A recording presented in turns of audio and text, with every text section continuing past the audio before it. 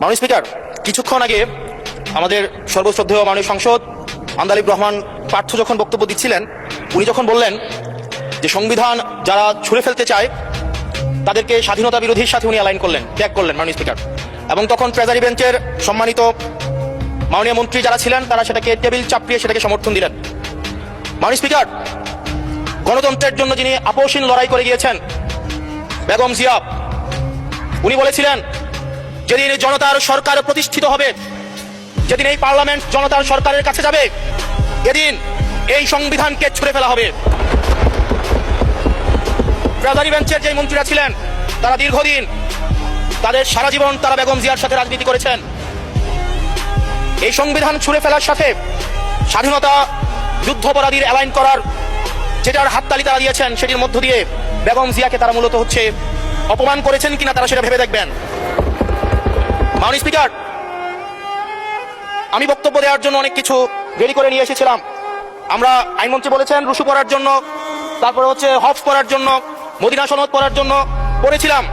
কিন্তু আন্দালিব রহমান পার্থ সাহেব যে বক্তব্য দিয়েছেন, আমরা ক্লাস 8-9 যে ডিবেট করতাম সেটি রিভার্টাল দিলে 20 মিনিট সময় লাগবে। মাননীয় স্পিকার, আমি ওনার বক্তব্যে রিভার্টাল দিচ্ছি। উনি বলেছেন যে আমি কোট করছি, উনি বলেছেন 72-এর সংবিধানের কিছু কিছু বিষয়কে ওনারা সম্মান দিয়েছেন। তার মানে কিছু কিছু বিষয়কে ওনারা সম্মান দেয় নাই। তার মানে এই অভ্যুত্থানের পরে এই সংবিধানের কিছু অংশ ওনারা মেনেছেন, কিছু অংশ ওনারা মানেন নাই।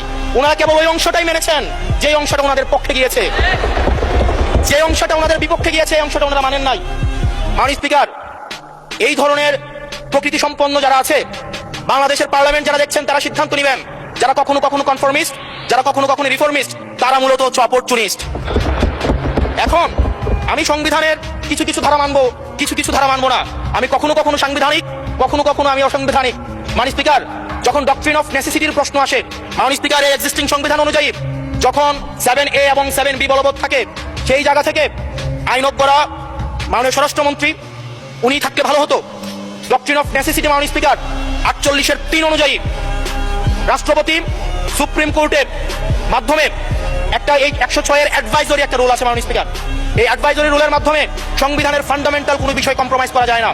মাননীয় স্পিকার, যদি আমি এই সংবিধান মানি তাহলে এই অন্তর্বর্তীকালীন সরকারের বৈধতা প্রশ্নবিদ্ধ হয়। মাননীয় স্পিকার, মাননীয় স্পিকার, যদি এই সংবিধানকে আমি ধারণ করতে চাই, মেনে চলতে চাই, সেদিন 64 বিধি অনুযায়ী অ্যাটর্নি জেনারেল নিয়োগ দেওয়া হয়েছিল 6 আগস্ট। মাননীয় স্পিকার, এই সংসদে প্রশ্ন রাখতে চাই, তৎকালীন বর্তমান রাষ্ট্রপতি চুপ্পু, তখন বলা হয়েছে অ্যাটর্নি জেনারেল নিয়োগ দেওয়ার ক্ষেত্রে প্রধানমন্ত্রীর সাথে আলোচনা করতে হবে। সেদিন কোন প্রধানমন্ত্রীর সাথে আলোচনা করা হয়েছিল সেটা আমাদেরকে অ্যাটর্নি জেনারেল জানাবেন।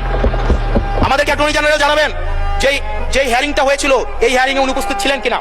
তখনকার সময় যিনি প্রধান বিচারপতি ছিলেন ওবায়দুল হক, তিনি তখন কোথায় ছিলেন, সেই রায়ের কপিটা আমরা দেখতে চাই। মাননীয় স্পিকার, মাননীয় স্পিকার, আপনি যখন বেগম জিয়াকে 6 আগস্ট সর্বপ্রথম ছাত্র জনতা যখন সিদ্ধান্ত নিয়েছিল আর এক মুহূর্ত বেগম জিয়াকে কারাগারে থাকতে দিবে না, বেগম জিয়াকে রাষ্ট্রপতির আদেশের মধ্য দিয়ে বেগম জিয়াকে সেদিনই কারাগার থেকে যে জুলুমের মধ্যে রাখা হয়েছিল সেটা থেকে ছাত্র জনতার রায়ের মধ্য দিয়ে সেখান থেকে বের করে আনা হয়েছিল। মাননীয় স্পিকার, যদি এই সংবিধানকে বাইবেল ধরে নেই, এই সংবিধানকে যদি গসপেল ধরে নেই, এই গসপেলের পুরোহিত অনুযায়ী যেভাবে ভ্যাটিকান সিটি চলে সেটা যদি আমরা ধরে নেই, তাহলে মাননীয় স্পিকার, সেদিন বেগম জিয়া জেল থেকে বের হতে পারেন না। মাননীয় স্পিকার, মাননীয় স্পিকার, সেদিন বেগম জিয়া জেল থেকে বের হয়েছিল অভ্যুত্থানের জনরায়ের ভিত্তিতে। মাননীয় স্পিকার, মাননীয় স্পিকার, আপনারা বলছেন আপনারা ঠিক সেই জায়গায় আপনারা সংবিধানকে আপনারা মানছেন যেই জায়গায় সংবিধান থেকে আপনারা বেনিফিটেড হবেন।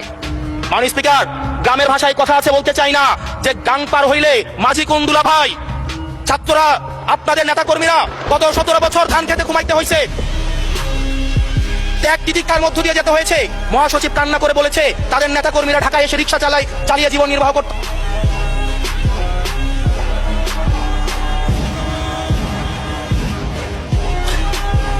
এক মিনিট বলেন।